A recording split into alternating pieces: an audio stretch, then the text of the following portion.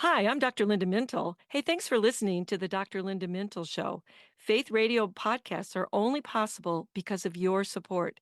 Thanks for giving and for sharing with a friend. Doing life together, reaching out with hope, encouraging one another, each step along the road.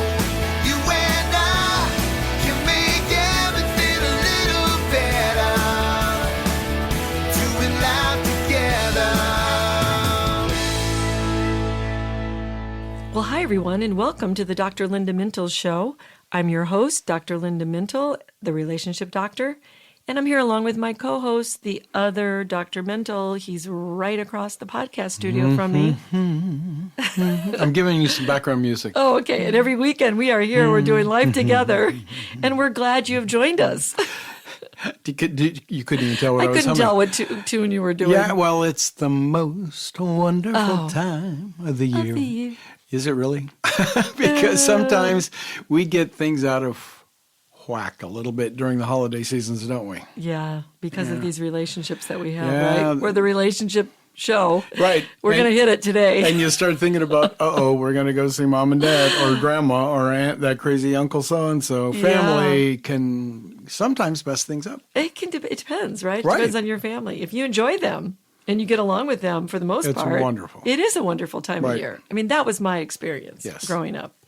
But if not, and we know there are a lot of you listening to this are going, yeah, not so much. The holidays can be a trip into family dysfunction, making this really stressful. Right. And that's sadly true for too many people. So that's what we're going to talk about That's today. right. Okay. You know, I really miss my big extended family. You know, we're kind of like the last ones. You and a couple of other cousins, and they're all having a party in heaven. We had holidays together. I mean, my mom was one of 8 and my dad was one of 7. And most of them lived in your area. They did. So lots of relatives, and we got together. Good food, good times. True. And I remember when I first came into the family, I was like, oh, this is crazy, because I didn't have any of that. Yeah. And I grew up in Latin America. We were far, far away from family. So it was very, very different. It was loud, It was very loud. and we had conflict. Yeah. Yeah. We dealt with it, but we had But it. you knew how to deal with it, because I Yeah. remember asking you, why are they so angry with each other? I said they're not angry. They're just loud and very opinionated. Gee, I'm not like that. We saw a survey that said 2 in 5 people said that getting together with family for the holidays is the most stressful time of the year for them. Oh, 2 of 5, that's 40%. yeah, that's really sad. Well, I would have guessed actually the number to be higher. But Sadly. that's probably because I see all the people with problems, right? You see the sad people. Yeah, and usually the stress is related to long-term simmering family issues that have not been resolved. And so you bring them up every time you see each other Yeah. once a year. Yeah, they can just, that's the time when people are together, and it's a lot of it is personalities, but now it's a lot about ideologies Politics. and clashing on these things. So you can anticipate what triggers are going to get you upset or stressed, and then we can prepare for that. So you don't have to wonder Yeah. what's going to bring it Well- up. If you've been talking at all to your family, or if you haven't been talking, then you're really going to have to figure out what's going to come up here. So what do I need to prepare for? So you can prepare for which buttons Uncle so-and-so is Yeah. going to push. Is it politics, or in some cases religion? There are hot topics that make arguing a problem. You know, Norm, I've had a lot of people tell me that they're not even going to celebrate with their families because of this. Oh, avoid them. Yeah, because no. it's because of the politics that are Yeah. going on in our culture Yeah. today. So we don't want you to avoid. We want you to know how to handle those hot buttons, because it's really important to make every effort you can to work on your family stuff and address difficult issues instead of avoiding them, because a strong family bond is going to help your mental health regardless of any kind of conflict and stress that you had. That's good. You know, kids learn a lot about how to manage conflict and deal with others when they see their parents and other people in their family getting together over the holidays.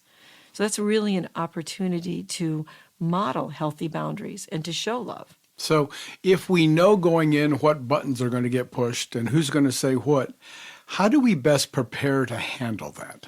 Yeah, I think you anticipate the issues. I mean, if we sat down right now and we said, okay, Uncle, I won't say their names, so-and-so and Uncle so-and-so. We know exactly what We know issues are going to exactly, come up, right, right? right. So instead of getting reactive at the time, ahead of time, think about how you're going to respond to that. For example, let's just make up something. If your mom complains about your sister to you, tell your mom, you should talk directly to my sister. Right. And take yourself out of the middle. Put that boundary good. on. That's good. Setting a boundary. So I was going to ask you, should we pick our battles? I know the answer is, of course, yes. How do we pick our battles? Well, you want to not react to everything that comes up. And this isn't the time where you're going to bring up all kinds of long-term issues that are not going to get resolved during a family.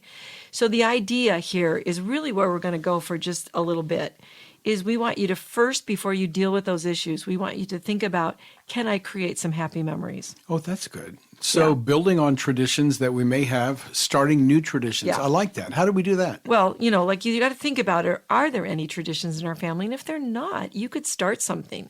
So, we always go to church. Right. We come home. This is what we did when I was growing up. We went to church service, came home. We went to our grandparents, which was agony as a child. Because you weren't opening your presents? No, we had to talk to our grandparents. Yeah. And my grandfather was a pastor, so he prayed with us and did everything, that pastors do. We love him, but it was like, I want to get home. I want to open my gifts. And then we would read the Christmas story. Then we would have some food, and then we would open presents. But years ago, we did start this crazy tradition in our family where we went bowling on Christmas Day.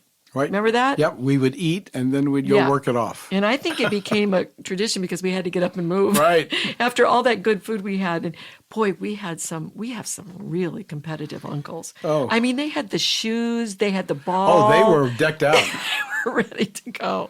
But you know what? We didn't care. Right. We were going to just do something that was fun together. And it was important to us to create those memories and traditions because here we are laughing and smiling Yeah. about them right now. It was so fun. And it's been years ago. Yeah. If you don't have any traditions, we have found a list of ideas that maybe you could use. One is to make traditional foods. Yeah. We probably do that. We do. You do your seafood on Christmas Eve. That's right. And I don't know why that became a thing. I don't either. Well, you know what? We're German, so I don't know that that's a German tradition. No, it's more Italian. But we did live at the beach for a long That's time. true. So maybe Right. that's where it came from. That's true. Yep. Yeah. It's funny how the sides of the Christmas meal were always brought by the same people in our family. I'm wondering if you're listening, if that is the case with you. So Aunt Mart, remember, did Banana cream pie. the best. The best. Remember, she wouldn't give the recipe out No, to anybody. no. And when she did, she'd leave an ingredient out so they couldn't make it. It wasn't as good as hers. was right. It was crazy. Aunt Ruth, if I say Aunt Ruth, what are you going to remember? Oh, fudge brownies with that frosting on top. That frosting was so to die incredible. for. That was good. What about if I said Aunt Betty? Oh, homemade rolls. Yep. And what did my mom do? She did the meat. Yeah, she did the ham meat. or turkey. Yeah. My favorite's always ham, but And you remember Aunt Alice? She brought no. What did she bring? the coleslaw. Oh, She always brought that yeah. great coleslaw. So these were like unspoken assignments. Yeah, you didn't have to say, "Oh, Alice, bring the coleslaw." It was like you had to, but it was part of a tradition. So it was so familiar and it was so fun because we just knew. right. And we knew it And was when going we'd to go happen. into the house, you'd smell it baking Oh, and cooking, yeah. and they were all such good cooks. Oh my goodness. Okay, here are a few more ideas. Okay, so if you don't have any traditions, we're going to just suggest them things. So Okay. a lot of people do cooking and baking parties and they do cookie exchanges. That's a good. great tradition Right, to start. right. We made gingerbread houses a couple years with the kids and their friends. We even did it with our adult children. That's right. And we had a blast. That was a lot of fun. One person was so focused on the art. I mean, she was like doing it for hours. We were like, come back. That's right. Come back. She's like, no, I got to No, get I've this gotta right. get this perfect. A little bit OCD with that, right? A little bit right? OCD. How about caroling? We've done that many times. Oh, and I loved it. I loved it. My favorite was when we were first married and we went with your family and My German and their family. Sunday school class, the Germans, and they went to an older folks' home as they called them in those days, and they were singing, and I didn't know German at all, so I was standing in the front of the group singing loudly to the top of my voice, making up German-sounding words. It was very funny. I thought it was hilarious, I didn't- and nobody knew because they didn't know. Well, they didn't hear real well. I know. But they loved it. And we were smiling and we were singing German Christmas carols. It was great. I know like one in Right. German, so that was Right. the only one I knew. I have a tradition with my daughter because she's a former dancer. We go to the Nutcracker. Right. That's a tradition. Right, you do. When we lived near the beach, they had a whole huge lighting of lights along the beach, and you could drive on the boardwalk. That was a tradition in our family for 20 plus years. We did lights on the beach. They Yep. used to give you hot cocoa at the beginning Yep. and a CD, remember? Or Right, then to it put in your car. Yeah, then And- it was a cassette tape first, then it was a CD. Put it in your car and you listen to music as you go. We watched The Grinch every year. We do. And Every my year. daughter can probably quote it. Oh, the whole thing. Yeah. You can cut down a tree together. We Right, did that when we we do lived that. in Wheaton together. Right. We went and got a tree from a tree farm. And when you live in the north, you can go skating and sledding and all those things. You can make a holiday playlist. That can be somebody's tradition. And then we like to do the Advent candles Right. and the calendar. So I think, adding also volunteer activities, go together as a family with a soup kitchen, deliver treats to neighbors. There's so many things. The point is build some tradition and fun. Then the stress will be less and people won't be so uptight and difficult. That's one of the problems I see, Norm. Families don't have fun together. You can't just sit there and do nothing and watch TV and drink a lot and expect that Christmas is going to feel like a good time. Right. You got to do some stuff. And as we talked about in couples work, you have to have 5 positives for every negative. So think about in the next segment, we're going to talk about some of the problems that come up. You got to build in some positives to the negatives. And if you don't have that and you don't have these traditions, it's going to be hard to do. Good. Well, we're going to talk about some of those crazy things and how to get around them or negate them and make them better at the holiday season. We'll be right back after this on the Dr. Linda Mintle Show. Ho, ho, ho. Anxiety is something I dealt with for years. Got to the point where I did not want to leave my house. I knew that was not the best life. And all I can say is God delivered me. It's been over 20 years since I've had an anxiety attack. When I'm feeling anxious, this is what I do. I pray and I go for a walk. Anxiety for me always starts in my head and shoulders, and I start to get like this little headache. So I just start to begin to relax and praise. Worship should be a lifestyle. And so just give it to the Lord. Say, hey, God, this is yours. Deal with it. When I feel anxiety coming on, I like to listen to music, especially worship music. Anxiety does not have to control your life. Find peace, strength, and hope with Dr. Linda Mintle's new book, Hope and Healing for Anxiety. It's available wherever you buy your books. Welcome back to this holiday edition of the Dr. Linda Mintle Show. This season is just so much fun or a lot of stress. So here's what I want to do is remind you that you can follow Dr. Linda and get a lot of help from her social media, X and Instagram. You can find her at Dr. Linda Mintle and on Facebook at Dr. Linda Mintle, author and speaker. Or just go to her website, drlindamintle.com. And there you'll find her books, especially her newest book, Hope and Healing for Anxiety, which really plays into our topic today about family stress. You can also listen to this podcast on your favorite podcast platform anytime, anywhere, and you can send a link to your friends and family so they can listen to us too. So we were talking about getting together with families and all the fun Creating things you can traditions. do, creating traditions. But we also know, as we mentioned earlier, that when you pull up to the house, you know so-and-so is going to be there, and you can name that uncle or that aunt and what they're going to say and how you're going to deal with it. How do we prepare for that, and how do we get ready? Okay, so one of the questions is, if they bring up old arguments, Right. what do we do with that? And I would say this is not the time to get into old issues. Oh, that's good. So if it comes up, acknowledge the hurt or the issue or say something like, it was unfortunate that happened, and then redirect the conversation. Keep it really neutral. And if the person goes back to it, Norm, I would say something like, that was hurtful and it did happen.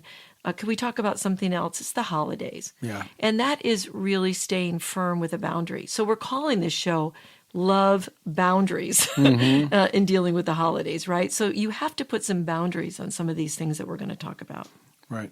I know a lot of people get upset over, old arguments. And you don't want to get into this now. This is not the time to bring up old stuff. Right, right.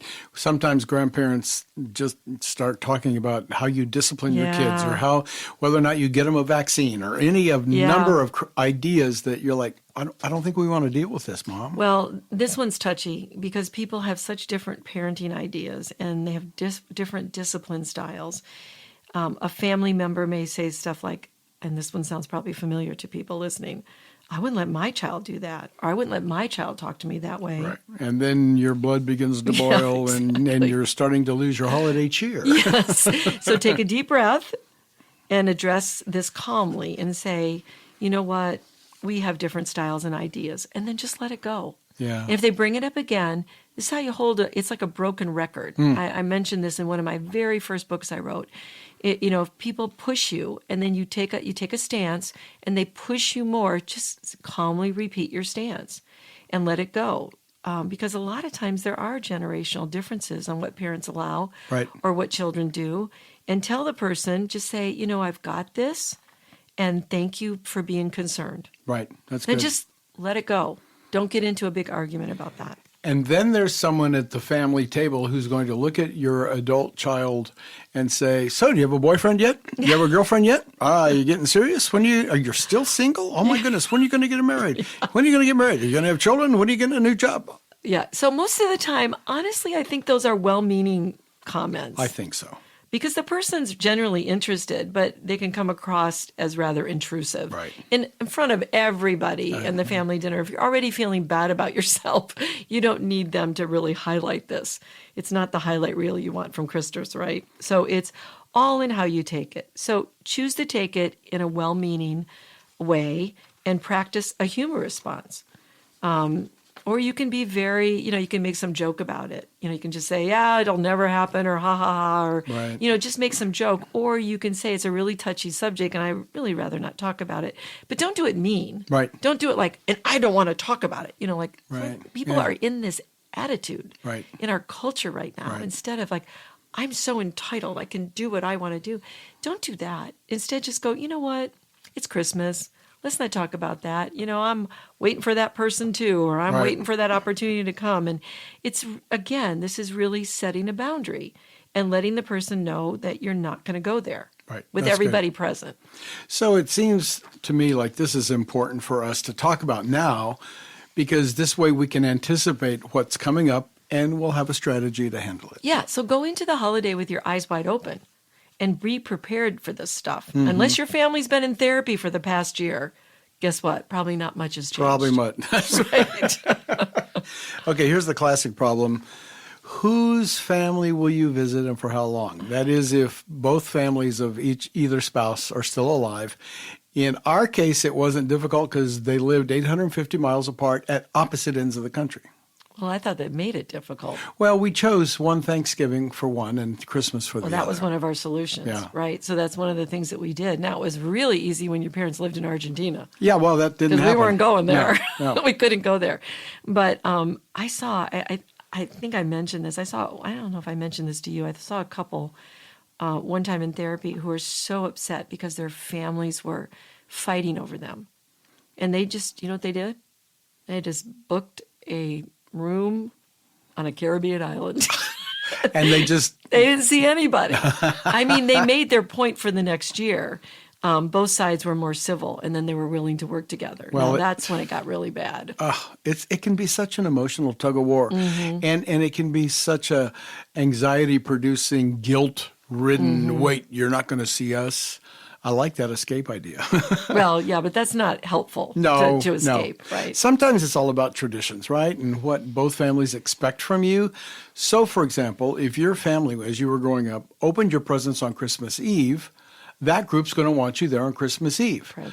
If you open them on Christmas morning, then there's that expectation. If they're too far apart, that's tricky. Or if they both do it at the same time. Yes. Yeah, so then you have to alternate years. Yep. And here's the thing. With all of those problems that you have to solve, the couple should talk about which family rituals and traditions they want to be a part of, how much travel is realistic in terms of time and finances. And weather. And weather. Yeah. And you have to hash it out ahead of time And then you present a united front to the family. Good.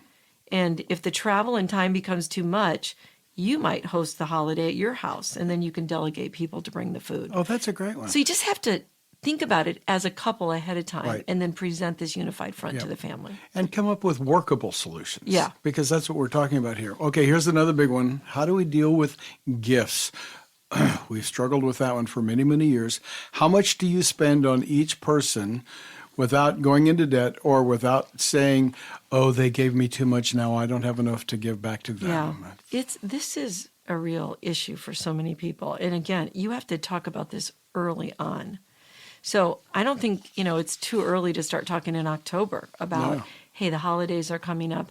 What are we going to do? Especially if you have a big family. Right, and you have to budget for it. Or if you just don't have a lot of money. Maybe you're a college student and you don't have a lot of money. Or maybe you're somebody who just, graduated and you're trying to, build your own life and you just don't have money to give to people. So I think before everything gets in full gear and you don't get to the point where, it gets hurtful to people, you have to establish a practice. So some families, they say just do something for everybody, like maybe do a homemade gift or bake cookies or do something like that. Some people draw names. Right. We've done that in the past. We Did have. we draw names? Yeah, it was not real I think it was your satisfying, family but we did it. yeah, probably. we drew names. And then another good strategy is just have a cap on the gifts. Right. So say we're only going to spend $20 on each person. Right.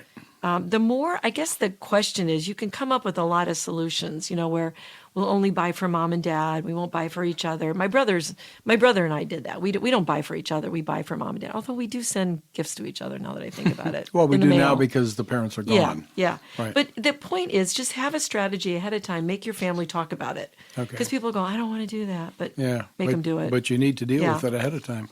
Okay, here's one. What about that one relative who always brings up embarrassing childhood studies? I remember when It's the worst. It's the worst, especially if there's a new person at the table. Yeah. You're like, oh, do we really want to hear that story again? Or do we want our kids to hear that? Whoa, yeah. So ahead of time, I would say take that relative aside and say, please don't bring that up. Can we just stay positive I had to do that one time. I took one of my uncles aside and I said, please don't bring up this topic because it just makes it really tense in here. And it doesn't go anywhere. Right. So I think you could do that ahead. Then there's the one where your parents can't help themselves and they begin parenting you, and you're an adult and you have your own kids, and they're telling you how to spend your time and how to spend your money and where to go and commenting on your appearance or commenting on your job. Makes you feel like a little kid again. I started off my mother and daughter book and I said, you pull up into the family driveway and suddenly you become 7 again, right? Because that's sometimes the feeling that you have when you're in your old family home, right? Right. You have that feeling. But I think you can say nicely to your mom or dad, thanks. I've been a grown-up now for a while and I kind of know what to do. I would say it in tongue in cheek. Right. I wouldn't say it, I've been a grown-up for a while. Right. I would say, you know what? I've been a grown-up for a while. I've kind of figured this out. Humor diffuses, right? It goes a long, long way. And I would say, I appreciate your concern for me, but I'm going to figure it out. Yeah. It seems to me that expectations at family time seem to be at the root of a lot of this stress. Yeah, don't expect miracles. Right. I mean, we had a miracle on Christmas, but we don't expect that sometimes in our families. We can pray for that. Right. So keep your expectations realistic. And sometimes you just have to put up with someone you'd prefer to ignore. You might have to, deal with somebody. If there's somebody holding on to a grudge, you can try to talk to them before the holiday, so you can maybe try to work that out ahead of time. Or you can let them know that not much has changed, but you really don't want to go into it, as we said before. So I think the big takeaways here are think about what the issues that may come up are on your family. And you know what? If you can structure some of those games we talked about, Norm, playing a board game. Yeah, that's good. Taking a walk, that blows off some steam. Right. Sometimes you just get out of the house, you do something different. Well, I like that. Let's keep in mind that the holidays aren't just about us. There's That's right. a whole group of us. At Thanksgiving, it's gratitude. At Christmas, it's Jesus and his birth. At Easter, it's his resurrection and the new life he brings us as we walk together in the kingdom. Tune into the meaning of the holiday. Distract your brain away from all the drama. That's really good. So this holiday season, let God's peace rule in your heart. The peace of God, which transcends all understanding, will guard your hearts and your mind in Christ Jesus. So meditate on that. Love your family. Set boundaries if you need to, and ask the Holy Spirit to help you react in a way that honors Christ and make some positive memories out there. That's good. Very good. I love it. All right, that's all the time we have today. Many thanks to my co-host Norm Mintel, who makes the show a conversation, to our technical producer Wanjing Pu, and our editor Katie Sims Wilson. From all of us here at Faith Radio, Merry Christmas, and we'll talk to you again next weekend. In the meantime, remember, we're doing life together, and it's better when you don't have to do it alone. Doing life together. Hey, thanks for listening to this conversation from the Dr. Linda Mintel Show. These conversations are available because of your support. Become a supporter now at myfaithradio.com. Please subscribe to the podcast so you don't miss any episodes, and share it with friends so we can live life to the fullest, walk confidently, and find healing and hope. But of all the considerable amount of things that grated Scrooge to his very core, would recoil him at every thought, note, or reminder, was his deep-seated, unadulterated, pure, and utter disdain for Christmas. Merry Christmas, sir. Merry Christmas, sir. Bah! Humbug.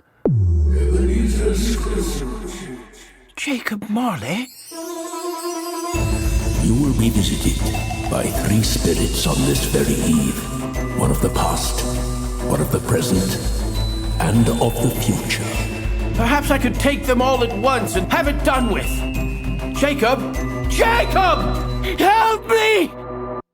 It was just a dream. Scrooge, A Christmas Carol. Wherever you hear podcasts.